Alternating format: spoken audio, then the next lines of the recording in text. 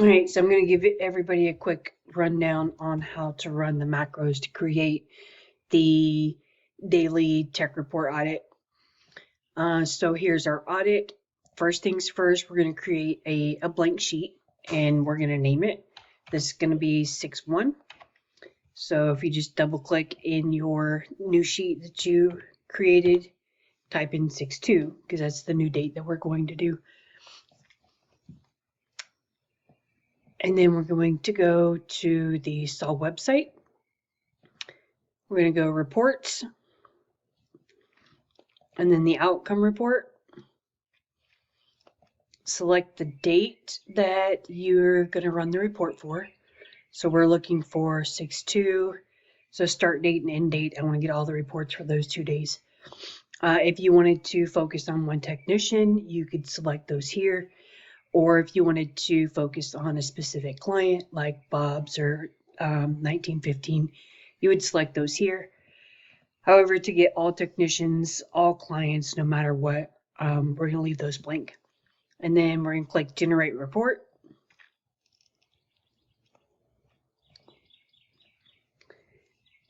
Here's number of completes, partial, and incomplete versus done. The only done we should ever have is a mattress inspection, and then not at homes. It's going to default to 25 entries. I always drop it down to 1,000 just to make sure I get all of the services that we're looking for. So we've got 192 here. And then what you're going to do here is you're going to do Control A because you want to copy the entire page.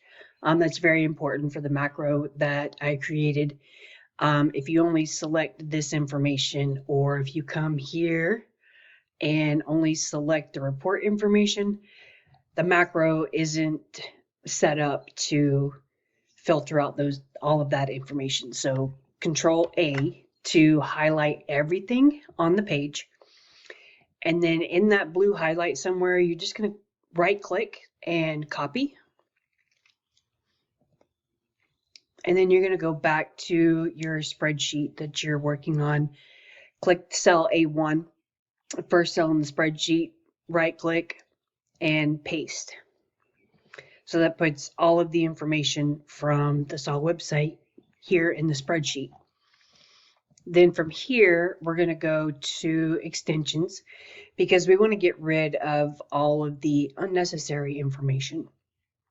So we're going to run the macro that I created by clicking extensions, macro, and then 6-2. That's when I created this new macro for the new sheet. Running script, and it got rid of all of the unnecessary information and left you with information that you need. So you got your list of customers, your list of clients, your service date, the outcome.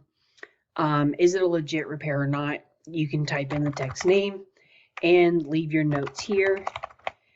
There's a coach section here so that you can keep track of which technicians you coached and spoke to about specific services that you found notes on. There's 192 here, so that's great. You do have sort options here. So if you wanted to focus on a specific client, because they're all kind of scattered throughout however they were listed on the website, you can click this little arrow here and sort by the client if you wanted to. So all of 1915 would be grouped together, all of Bob's would be grouped together, Extend, Curacao, and so on and so forth. You can sort by date if you were doing like a week at a time, but since we're just doing 1 day at a time, not a big deal in sorting by the date. If you wanted to sort by the outcomes, you can also click this arrow here and sort by A to Z, and then it's going to group all of your completes together. You're done together, your incompletes. Looks like we're still missing quite a few reports for today. And then you're not at homes. So it'll group all of the services however you want, either by client, by date, or outcome. Once you've got all this information filled out here, and you have multiple techs that are listed out here, you can also sort by technician once you've got information in those fields. So when you call Johnny and speak to him about the reports and issues that you found during this audit, if you sort by technician A to Z, it'll group all of Johnny's together. So when you talk to him, you can go through the trend and, hey, this is what I found, this is what needs to be done type thing. There just has to be something in the fields or there's nothing to be able to sort. All right, we will do another one. I'm just going to pick a random date. Let's go back May 6th to May 6th. Actually, we'll start at the beginning. Maybe. Okay, so from your dashboard or anywhere in the SAL website, you'll click reports on the menu board, and then the outcome report. Select your dates, May 6th. Select your date, May 6th. You're going to generate the report. I'm going to rename this by double clicking here and do 5/6 because this is the date I ran. Or I already dropped down to 1,000 entries. So I'm going to do Control A to highlight everything on this page. Right click in the highlight, copy. You're going to go back to your spreadsheet on the tab that you're working in, click on cell A1, first cell in the spreadsheet, and then paste. So that's all your data, all your information is here. And then we're going to run the extension. So we're going to click extensions, macros, and then 6.2. It doesn't matter what day you're running it for.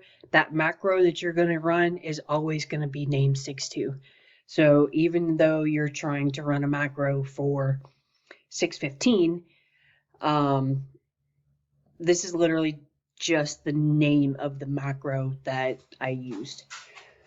There can be several different versions, so I like to name them as the date that I created it.